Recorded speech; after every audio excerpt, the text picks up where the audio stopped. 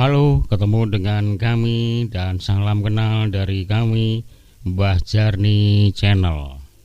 Sekarang saya mau ke makam atau punden Mbah Karsih, Punden Regaloh.